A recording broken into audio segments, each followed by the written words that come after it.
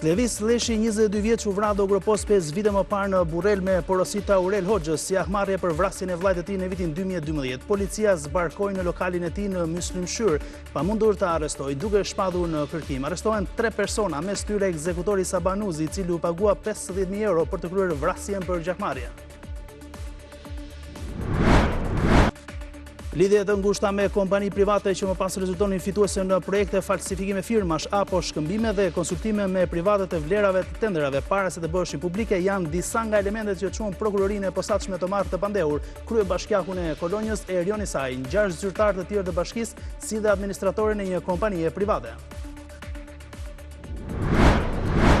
Sali Berisha do të shmang primaret për të nxjerrë kandidatin e Bashkisë së Tiranës deri Valio Gerta Marsiliu, pritet të zgjidhet përmes një procesi negociatash me partitë të tjera të opozitës. Për këtë ai njoftoi sot se ka ngarkuar një grup pune.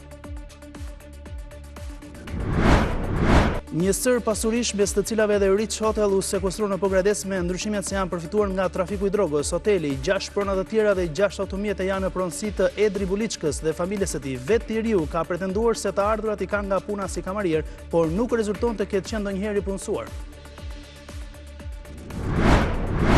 Banka Evropiane për Rindërtim dhe Zhvillim pret një nivel rritje të ekonomisë në nivelin 3.5% këtë vit, si dhe për vitin 2026. Motorët kryesorë të kësaj rritjeje vijojnë të jenë sektori i shërbimeve dhe ndërtimit, ndërkohë që industria dhe bujqësia janë në rënje.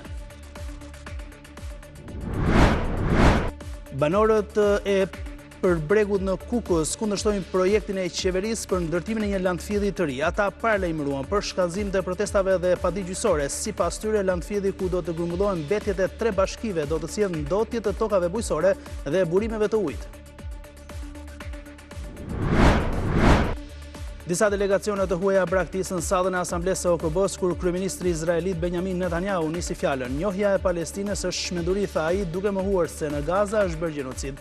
Uria në Gaza, tha Netanyahu, vjen sepse Hamasi vjen ndihmat ushqimore dhe i shet ato, lironi pengjet dhe dorëzoni armët, ishte thirrja e kryeministrit izraelit për Hamas.